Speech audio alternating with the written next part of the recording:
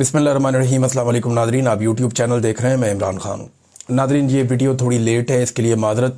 3-1 घंटे शायद ज़्यादा हो गए इस वीडियो को बनाने में और आप तक पहुँचाने में। ये प्रॉब्लम थोड़ा सा रहेगा 1-2-3 दिन तक, और उसके बाद फिर चीज़ें नॉर्मलाइज हो जाएंगी इंशाल्लाह। एक बड़ी ख़बर है जो मेरे तक अब पहुँची है और इसकी तफसीलात मैं आपके सामने रखता हूँ। 3 चीज़ें ऐसी हैं जिनके ऊपर अभी ये तय कर लिया गया इस्टेब्लिशमेंट की जानिब से कि इनके ऊपर ज़ीरो टॉलरेंस होगी और इनकी तैयारी की जा रही है। मजहबी सियासी जमातें जो हैं, चाहे वो फजलुर रहमान साहब हैं, चाहे वो दीगर पॉलिटिकल पार्टीज़ हैं, जमात इस्लामी हैं, बाकी लोग हैं, वो इस पे ऑन बोर्ड ले लिए गए और उन्हें ये कह दिया गया कि इसके ऊपर आपने खप नहीं डालनी। हुकूमती जमातें भी इसके ऊपर राज़ी हैं और पाकिस्तान तहरीक इंसाफ के वो लोग जो बाहर मौजूद हैं उनमें से भी बेशतर को राज़ी कर लिया गया है। इमरान खान साहब को आइसोलेशन में डाल दिया जाएगा या कोशिश की जाएगी ये दिन निकाल दिए जाएं और ये एक्टिविटीज़ कर ली जाएं। इनमें जो 3 चीज़ें जिनके ऊपर बिल्कुल किसी किस्म का कंप्रोमाइज़ नहीं होगा, ज़ीरो टॉलरेंस होगी और एक क्रैकडाउन भी शुरू कर दिया गया सोशल मीडिया पे, जिसका आगाज़ हो गया है। मुझे पता चला कि जिमी विर्क नाम से एक अकाउंट है सोशल मीडिया का, ये कोई बैरून मुल्क साहब रहते हैं और उनके भाई को उठा लिया गया फैसलाबाद के नज़दीक से, और उनको उठाने के बाद जो है वो दबाव डाला जा रहा है। और वहाँ से जो इत्तलात आ रही हैं वो भी यही इत्तलात हैं कि इन्हीं चीज़ों से मुताल्लिक रियासत को प्रॉब्लम हो रही है। जो पहला प्रॉब्लम है वो इसराइल फ़ौज भिजवाने के मामले पर है। जो मिलिट्री इस्टेब्लिशमेंट है वो नहीं चाहती कि इसके ऊपर डिस्कशन हो, कोई ज़्यादा बातचीत हो, वो इन चीज़ों को नॉर्मलाइज़ करना चाहते हैं। वज़रा जो हैं वो रोज़ाना इसके फ़ायदे गिनवा रहे हैं। वो ये बता रहे हैं कि जनाब कोई फ़र्क नहीं पड़ता, इसराइल जानी चाहिए फ़ौज, फ़लस्तीन पहुँचनी चाहिए फ़ौज इसराइल की मंजूरी के बाद। यानी डोनाल्ड ट्रंप की ख्वाहिश है, इसराइल की मंजूरी है और हमास को गैर मुसल्लह करना है और इसराइली जो सरहदें हैं उनको महफूज बनाना है, जबकि फ़लस्तीनियों की हिफाजत का एक दावा है। हकीकतन तो ये है कि फ़लस्तीनियों की जो एक मुज़ाहमत है या एक जद्दोजहद आज़ादी है वो अब हमेशा के लिए ऐसा लगता है कि ख़त्म होने जा रही है, और जो इसराइल नहीं कर सका वो ये फ़ौज कर देगी जो अब जा रही है फ़लस्तीन में या गाज़ा में। तो नंबर 1, इसके ऊपर किसी किस्म का वो कहते हैं जी कोई बात ना करे। इसके ऊपर बहुत दबाव आ रहा है सोशल मीडिया के ऊपर, जो लोग इस पर बात कर रहे हैं उन पर बहुत दबाव आ रहा है और रोका जा रहा है कि इसके बारे में बात ना करें। नंबर 2, अफगानिस्तान से लड़ाई और कबायली इलाकों में ऑपरेशन पर, इस हवाले से भी ज़ीरो टॉलरेंस है। वो कहते हैं जी इस बारे में तो बात ही ना करे कोई, क्योंकि ये दोनों चीज़ें याद रखिएगा जुड़ती हैं डोनाल्ड ट्रंप के साथ। ये दोनों चीज़ें डोनाल्ड ट्रंप की ख्वाहिशात की तकमील में हो रही। यानी डोनाल्ड ट्रंप की ये ख्वाहिश है कि पाकिस्तान इसराइल को तस्लीम करे, पाकिस्तान इसराइल के साथ अच्छे ताल्लुकात बनाए और हमास को हमेशा के लिए ख़त्म कर दिया जाए, और जहाँ फ़लस्तीनी है वो वहाँ महदूद रहें। फ़लस्तीनी रियासत बने या ना बने उसके बारे में वो अभी तक कन्फ्यूजन का शिकार हैं डोनाल्ड ट्रंप। तो इस हवाले से पाकिस्तान की एस्टेब्लिशमेंट डोनाल्ड ट्रंप को फॉलो कर रही है। अफ़गानिस्तान में डोनाल्ड ट्रंप को बगराम एयरबेस चाहिए। उन्होंने कहा जी अगर ये काम करोगे तो ठीक है, नहीं तो फिर हम ये बताएंगे। अफ़गानियों के लिए हालात मुश्किल हो जाएंगे। अब अफ़गानियों ने तो मना कर दिया था, लेकिन डोनाल्ड ट्रंप ने एक बात और समझाई है आलमी मीडिया को, और उन्होंने 2-3 मौक़ों पर यह बात की है कि बहुत सारे काम ऐसे हैं वो अब अमरीकी फ़ौज को आगे नहीं करेंगे। वो काम वो अमरीकी फ़ौज से नहीं लेंगे। वो काम करने के लिए उन्हें खित्ते में दीगर फ़ौजें अब मुयस्सर हैं और वो उन फ़ौजों के ज़रिए से वो काम लेंगे, जैसा कि उन्होंने हमास को ख़त्म करने का या हमास को कुचलने का जो फ़ैसला किया उसके बारे में भी उनका यही मानना है। तो इसराइल फ़ौज भिजवाने का मामला हो या अफ़गानिस्तान से लड़ाई का मामला हो, ये दोनों चीज़ें जाकर जुड़ जाती हैं डोनाल्ड ट्रंप की ख्वाहिशात के साथ। और कबायली इलाकों में जो ऑपरेशंस हैं ये तो बड़े लंबे अरसे से चल रहे हैं। देखिए, मेरा एक सादा सवाल है, अगर इसी तरह अमन आ जाता ऑपरेशंस के ज़रिए तो बलूचिस्तान में पाकिस्तान की फ़ौज को गुज़िश्ता कई दहाइयों से फ्री हैंड है। वहाँ पे उन्होंने बड़े खौफनाक ऑपरेशन किए हैं और वो मुट्ठी भर दहशतगर्द है। वहाँ पे बहुत थोड़े लोग हैं, लेकिन उन्हें ताज़ा खून मिलता रहता है जबरी गुमशुदगियों की वजह से, रियासती पॉलिसियों की वजह से, नाइंसाफ़ियों की वजह से और महरूमियों की वजह से उन्हें ताज़ा खून मिलता रहता है। इसलिए उनकी तहरीक चलती रहती है और अब तक पूरे बलूचिस्तान में अमन व अमान कायम नहीं हो सका। बलूचिस्तान में वो इलाके जो छावनियों की तरह बंद कर दिए गए हैं, वहाँ आप कुछ ज़िंदगी गुजार सकते हैं। बाकी एरियाज़ में आप महफूज नहीं होते, किसी वक्त भी आपके साथ कुछ भी हो सकता है। किसी सड़क पे आप ट्रैवल कर रहे हो और कई दहाइयों से फौजी ऑपरेशन वहाँ चल रहा है, अगर फौजी ऑपरेशन मसले का हल होता तो इंतहाई कमज़ोर वहाँ पे जो दुश्मन है उसको अब तक शिकस्त दे दी जाती। ये जो इस तरह की लड़ाइयाँ होती हैं इसमें आपने बयानियाँ खड़ा करना होता है। थोड़े दिन पहले मैंने इस पर तफसीली बात की थी। तो जब बलूचिस्तान में अमन नहीं आया तो अब कबायली इलाकों में अमन कैसे लेकर आएंगे?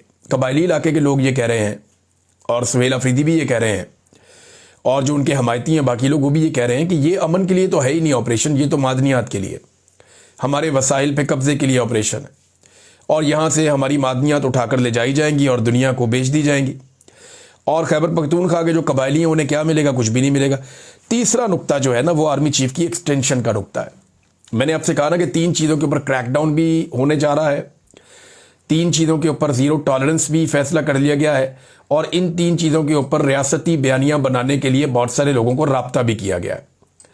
यानी इस वक्त वफाकी वज़रा हों या बाकी लोग हों जो एस्टेब्लिशमेंट के ज़्यादा करीब हैं वो इसराइल फ़ौज भिजवाने के फ़ायदे गिनवा रहे हैं। उसको कभी सआदत कहते हैं, कभी कहते हैं मस्जिद अक्सा हमें मिल गई है। तो मुझे वो वीडियो भेजनी है ज़रा इन टाउटों ने कि मस्जिद अक्सा में पाकिस्तानी फ़ौजी खड़े हुए हैं और हिफाजत कर रहे हैं मुसलमानों की। ज़रा वो वीडियो मुझे भिजवा देना जब फ़ौज यहाँ से जाएगी तो। दूसरा वो ये कह रहे हैं कि जी पार्लियामेंट को हम एतमाद में लेंगे लेकिन हम करेंगे इसको इस तरह करेंगे, इन कैमरा करेंगे कि पब्लिक नहीं करेंगे कि क्या बातचीत हुई वहाँ पे इसराइल फ़ौज भेजने के हवाले से, और फैसला तो जिन्होंने करना है उन्होंने ही करना है, तो वो पार्लियामेंट में तो नहीं होगा। दूसरा वो ये कह रहे हैं कि कैबिनेट की हम मंजूरी ले लेंगे। तो जिस तरह की कैबिनेट है इससे तो आप जिस मर्जी काम की मंजूरी ले लें, कोई भोंडे से भोंडा और बदतरीन काम भी आप इनके सामने रख दें और कहें जी ऊपर से ऑर्डर आ गया मंजूरी देनी है, तो वो फौरी तौर पे मंजूरी दे देंगे। अब आर्मी चीफ की एक्सटेंशन के हवाले से एक माहौल बनाया जा रहा है और रोज़ाना तारीफ़ों के पुल बांधे जाते हैं। कोई ना कोई ऐसा स्टेटमेंट आ जाता है जिसमें आर्मी चीफ की तारीफ हो रही होती है, जैसे कि अंसार अब्बासी साहब हैं, अब उनको इस्तेमाल किया गया है। अभी सुहेल बड़ाई साहब की भी बारी है, थोड़े दिनों में वो भी लिखेंगे कुछ ना कुछ ऐसा। फिर हमारे और बहुत सारे दोस्त हैं, मैं सबको नाम लेकर शर्मिंदा नहीं करना चाहता लेकिन वो खुद शर्मिंदा होंगे। आने वाले दिनों में बहुत सारे ऐसे लोग आर्मी चीफ की तारीफ़ें कर रहे होंगे उनकी एक्सटेंशन से पहले, क्योंकि उन सबको बता दिया गया है कि आपने कम से कम एक कॉलम, एक प्रोग्राम या एक वीलॉग आपने आर्मी चीफ के हवाले से करना है, उनकी तारीफ़ों के पुल आपने बांधने और ज़रा डिफरेंट तरीके से। तो ये सब लोग अपनी अपनी वफादारी साबित करने के लिए बाकायदा अब इसके ऊपर वीडियोस बनाएंगे। जैसा कि राना सनाउल्लाह ने कल खालिद बिन वलीद रज़ी अल्लाह तआला अन्हु से जोड़ दिया आर्मी चीफ को कि बिल्कुल वो वैसे ही जर्नैल है, हालांकि ज़मीन आसमान का फ़र्क है दोनों के अंदर। एक उनके जूतों की खाक के बराबर भी नहीं है हमारे आर्मी चीफ इस वक्त। बहुत अच्छे आदमी होंगे लेकिन नहीं, आप मुकद्दस हस्तियों के साथ ले जाकर आप नहीं मिला सकते। तो अब यहाँ पे जो है वो जो अंसार अब्बासी साहब ने कहा वो ये है कि हाफ़िज़ कुरान आर्मी चीफ के तकर्रुर को मुस्बत पेशरफ्त करार दिया जा रहा है। उनकी क़यादत में फ़ौज के अंदर इस्लामी इक़दार और रूहानी वाबस्तगी को मजबूत बनाने की उम्मीद की जा रही है।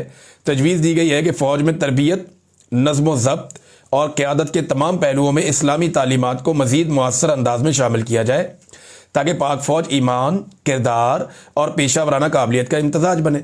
अब जब ये आर्मी चीफ आए थे तब आपको इस तरह का कॉलम लिखना चाहिए था ना, ताकि ये काम ये 3 साल में कर देते। अब जब उनकी मुद्दत मुलाजमत ख़त्म होने जा रही है और आखिरी महीना रह गया है तो आपने ये कॉलम निकाल के मार दिया। तो अंसार अब्बासी साहब आप जितने मर्जी समझदार बन जाएं, कौम अब ये बात जान चुकी है कि आप ज़हनी तौर पे लोगों को तैयार कर रहे हैं कि इसी आर्मी चीफ के साथ आपको गुजारा करना है और मैं आपको इसके फ़ायदे गिना रहा हूँ। इससे बेहतर आदमी आपको पाकिस्तान में मिलेगा नहीं। लेकिन अंसार अब्बासी साहब आप मेरे से एक बात लिख कर ले लीजिए, अगर ये आर्मी चीफ तब्दील हो गया तो आप अगले आर्मी चीफ की मदह सराई भी इसी अंदाज में करेंगे। अगले आर्मी चीफ को भी आप इसी अंदाज में ज़मीन और आसमान के कलाबे मिला देंगे और आप ये कहेंगे कि उससे बेहतर आदमी कोई नहीं हो सकता। ये तारीख है आप लोगों की। ये बहुत सारे हमारे सहाफ़ी हैं, इनके बाल सफ़ेद हो गए बेचारों के, और ये बड़े मोतबर सहाफ़ी गर्दाने जाते थे पाकिस्तान में, लेकिन इन्होंने हमेशा जूते पॉलिश किए और इन लोगों ने हमेशा आर्मी चीफ़ों की गेमें उठाई हैं और इन्होंने हमेशा जो है वो उन्हें बताया है कि आप तो खुदा के बाद सबसे बड़ा अवतार हैं इस वक्त ज़मीन पे। उनका दिमाग ख़राब करने के अंदर इन लोगों के बहुत बड़े बड़े किरदार हैं।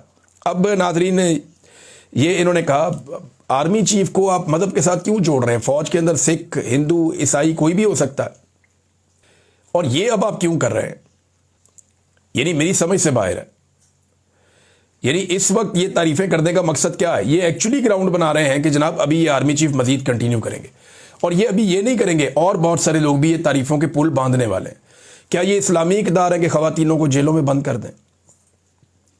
मारंग बलोच और तीसरी जो ख़वातीन हैं उनके साथ जो हो रहा है ये इस्लामी इक़्तिदार है। इस्लामाबाद में जो माएँ आई अपने बलोच बच्चों को ढूंढती हुई, क्या ये इस्लामी इक़्तिदार है?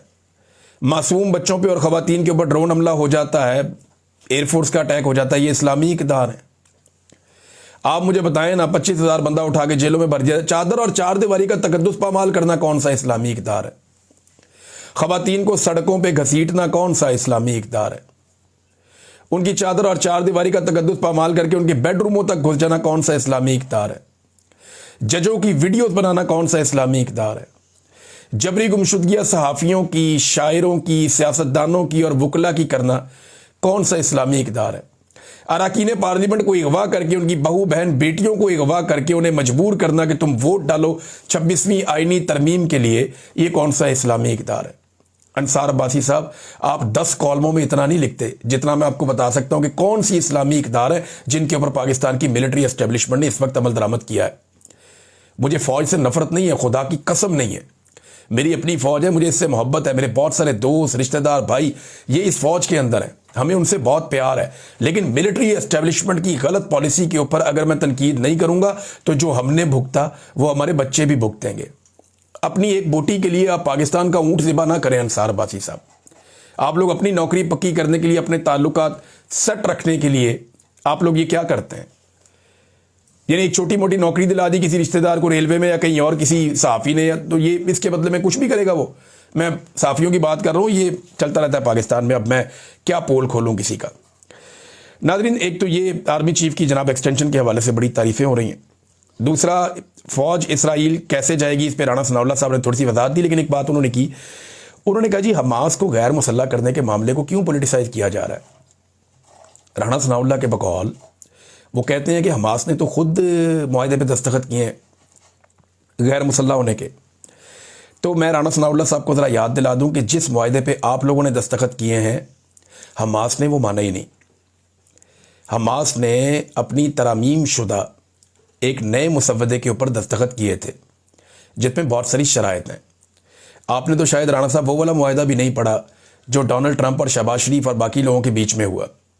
ज़रा वो मुआहदा आप पढ़ लीजिए जो हमास ने तरमीम के बाद जो शिक्कें सामने आई और जिन चीज़ों पे बातचीत हुई और जिसको एक कामयाबी करार दिया गया डोनाल्ड ट्रंप की जानिब से, ज़रा उस मुआहदे को आप निकाल कर पढ़ लें।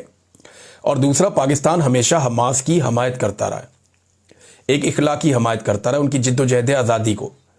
लेकिन आज अगर पाकिस्तान ने इस मुकदमे में हमास को गैर मुसल्लह करने का काम शुरू कर दिया तो कल याद रखिएगा जब मकबूजा कश्मीर के अंदर मुजाहिदीन के साथ यही कार्रवाइयाँ की जा रही होंगी तो पाकिस्तान बेबस होगा, क्योंकि ये एग्जाम्पल एक कोर्ट की जाएगी। आप सिर्फ फ़लस्तीनियों का मुकदमा ख़राब नहीं कर रहे, कश्मीरियों के साथ भी यही होगा। हमास एक ऐसी तंजीम है जो इसराइल के साथ लड़ती है और इसराइल समझता है कि ये दहशतगर्द हैं और अमेरिका भी यही समझता है कि ये दहशतगर्द हैं और इनके साथ ऐसे ही निपटना चाहिए। डोनाल्ड ट्रंप ने अभी स्टेटमेंट दिया है और इसराइली हमलों को उन्होंने उनका हक करार दिया इसराइल का। ये हाल ही में उनका एक स्टेटमेंट छपा है, तो देखें ना, उनका स्टेटमेंट आ गया डोनाल्ड ट्रंप का कि जी ठीक है, इसराइल का हक है, अब आप अमन का नोबेल इनाम भी उन्हें दीजिए और फिर आप वहाँ पे फ़ौज भी भेजिए और गैर मुसल्लह भी कीजिए। तो इन मामलात के ऊपर ज़ीरो टॉलरेंस है। वो ये कहते हैं जी इन मामलात के ऊपर कोई बात ना करें। कोलेट्रल डैमेज को लेकर नाजरीन हमारे कुछ सहाफ़ी जो हैं वो अब खप डाल रहे हैं, रोला डाल रहे हैं। बड़ी तकलीफ़ हुई मुझे एक वाक़या याद है, लाहौर में उस्मान बुज़दार साहब का दौरे हुकूमत था और CTD ने एक कार्रवाई की थी। वो लाहौर से निकलती हुई गाड़ी को साहिवाल के करीब उसके ऊपर फायरिंग की गई। उसके नतीजे में माँ बाप मारे गए, उनके बच्चे मासूम जो हैं वो उस हादसे के अंदर इत्तफाकिया तौर पे बच गए। वो बच्चे बच गए, उनकी वीडियो वगैरह आ गई, हमारे दिल ही फट गए थे और बड़ी तकलीफ़ हुई थी। हमने इस मामले को बहुत ज़बरदस्त तरीके से उठाया था। पाकिस्तान का सारा मीडिया आग बगूला हो गया था कि साहिवाल के अंदर इतना बड़ा जुल्म हो गया। हमने बड़ी गैरत दिलाई उस्मान बुज़दार को उस वक्त, लेकिन कुछ हो नहीं सका इसके ऊपर। आपको पता है खून बहा वगैरह कर आके तो ये मामला निपटा देते होते हैं। लेकिन बड़ी तकलीफ़ हुई थी कि माँ बाप छीन लिए बच्चों से उनके और मार दिए। वो बेगुनाह थे, ना वो दहशतगर्द थे, ना उनका दहशतगर्दी से कोई ताल्लुक़ था। तो इसको कोलेट्रल डैमेज उस वक्त करार दिया गया था। मैंने और तमाम सहाफ़ियों ने बड़ी ज़ोरदार आवाज़ उठाई थी, बड़ा रोला डाला था। मैंने बहुत सारे प्रोग्राम इसके ऊपर कर दिए थे, मुझे आज भी याद है। मुझे बल्कि कई लोगों ने कहा कि आप बहुत ज़्यादा जज्बाती हो गए। मैंने कहा यार सोचो उन बच्चों के बारे में जो अपने माँ बाप के बगैर अब ज़िंदगी गुजारेंगे, उनकी तकलीफ़ आप देखो, वो सहमे हुए बच्चे, उनकी हालत आप देखो, कैसे उनका कत्लेआम कर दिया सीटीडी ने। मैंने ये मामला उठाया था। जिन सहाफ़ियों ने मेरे साथ मिलकर वो मामला उस वक्त उठाया था, वो आज खैबर पख्तूनख्वा के कोलेटरल डैमेज को जस्टिफाई कर रहे हैं टीवी पे बैठ के। वो कहते हैं जी ऑपरेशन होते हैं तो बंदे तो मरते हैं ना, ये तो होता है। फिर यार वो पंजाब में बच्चे थे तो हम लोगों ने सबने मिलकर शोर मचाया, क्या पश्तूनों के बच्चे बच्चे नहीं हैं? क्या हमारे पश्तून हमारे भाई नहीं हैं? क्या वो इस मुल्क के शहरी नहीं हैं? क्या वो चिल्ड्रन ऑफ लेसर गॉड हैं? क्या वो कोई और मखलूक है, कहीं और से आए हुए हैं? क्या उनकी ज़िंदगी की कोई कीमत नहीं है? क्या जो हमारे पश्तून भाई हैं उनका खून सस्ता है कि आप उन्हें मारें? कोलेटरल डैमेज के नाम के ऊपर क्या कभी किसी, ये एक बड़ी ज़बरदस्त बात की हमारे कुछ दोस्तों ने, और ये वज़ीर आला ने भी शायद की ये बात, कि जनाब किसी जर्नैल का बच्चा तो नहीं मरता कोलेटरल डैमेज में, गरीब माँ का बच्चा मरता है, गरीब बाप का बच्चा मरता है। और जो फौजी भी शहीद होता है या मरता है वो गरीब बेचारा फैमिली से होता है। जो पुलिस वाला शहीद होता है, फौजी शहीद होता है, वो गरीब फैमिली से होते हैं बेचारे। जर्नैलों के बच्चे तो नहीं मरते कोलेटरल डैमेज में, वजीर आजम के बच्चे तो नहीं मरते, बड़े बड़े वजीरों के बच्चे तो नहीं मरते कोलेटरल डैमेज में। इनका कोई मारा जाए ना कोलेटरल डैमेज में तो इनको पता चले कि कितना बड़ा सानिया है, कितनी बड़ी मुसीबत है। घर से एक आदमी का जनाजा उठता है ना, और अगर वो बच्चा हो जिसने भी ज़िंदगी की बहारें भी ना देखी हो तो कोहराम मच जाता है। और रोज़ाना खैबर पख्तूनख्वा में ऐसे जनाजे उठते हैं। मैं उन सहाफ़ियों को सिर्फ ये कहना चाहता हूँ कि सिर्फ एक लम्हे के लिए अपने बच्चों को अपने दिमाग में लाएं और ये सोचें कि एक अननोन ड्रोन आता है और वो बम मार दे और आपके बच्चे मारे जाएं, और बाद में आपको खबर दी जाए कि ये कोलेटरल डैमेज था, तो क्या आप टीवी पे बैठ के ये कहेंगे कि ठीक है कोलेटरल डैमेज तो हो जाता है, खैर है कोई नहीं, मेरे बच्चे मारे गए तो क्या हुआ? आप नहीं कह पाएंगे। ये बड़ी तकलीफ़ होती है। उनको इंसान समझें आप। वो कबायली पश्तून जो हैं वो भाई हैं हमारे, आप उन्हें इंसान समझें, उनके साथ ज़्यादती ना करें। अच्छी बात यह है कि खैबर पख्तूनख्वा में एक तो आर्मी चीफ गए, जाके उन्होंने कोई जरगे से बातचीत की। कुछ लोग क्लेम कर रहे हैं कि ये जरगा ठीक था, कुछ लोग कह रहे हैं जी ये जरगे के अंदर जो लोग बुलाए गए ये चुने हुए लोग थे और मर्ज़ी की बात हुई है। वहाँ पे जो असल जरगा है, जो लोग शिकायत कर रहे हैं उनसे तो मुलाकात ही नहीं हुई और बात ही नहीं हुई। तो वो जरगा तो अभी पाकिस्तान तहरीक इंसाफ के वज़ीर आला सुहेल अफरीदी ने अनाउंस किया हुआ कि वो बुलाएंगे, देखते हैं वो जरगा क्या करता है। लेकिन सुहेल अफरीदी साहब की आज फिर मुलाकात नहीं करवाई गई। इमरान खान साहब से मुलाकात के लिए वो जुमेरात वाले दिन पहुँचे, चौथी मरतबा वो गए और चौथी मरतबा उनकी मुलाकात नहीं करवाई गई। अंदाज़ा कर लीजिए आप, वो 4 मरतबा वहाँ जा चुका वज़ीर आला और 4 मरतबा उसकी मुलाकात नहीं करवाई गई। उसने कहा कि किसी सूबे का हक डंके की चोट पर मैं लूँगा, अपने सूबे का हक, लेकिन किसी से भीख नहीं चाहिए। पाकिस्तान में जो पॉलिसी गलत होगी इसके खिलाफ हूँ मैं। उन्होंने ये भी कहा, उन्होंने कहा हमारे एक एक घर से 20-20 लोग शहीद हो रहे हैं। जिन लोगों के घरों पर मार्टर गोले और ड्रोन हमले होते हैं इसका दर्द वही समझते हैं। जो फौजी शहीद होते हैं वो भी मेरे हैं। कल कुरम में शहीद होने वाले फौजी के घर गया, उसके जनाजे को कंधा भी दिया। वो एक शहीद के जनाजे का बोझ कल 80,000 शोहदा का बोझ था मेरे कंधे पर। ये फ़ौज भी मेरी है, पाकिस्तान भी मेरा है, इसलिए पाकिस्तान में जो भी गलत पॉलिसी होगी मैं उस पर बोलूँगा। देखिए हम अपनी पॉलिसियों से अपने फ़ौजी शहीद करवा रहे हैं, अपने पुलिस वाले शहीद करवा रहे हैं। हमें दिमाग से काम लेना चाहिए। क्या ये पॉलिसी बलूचिस्तान में काम कर गई? नहीं कर गई।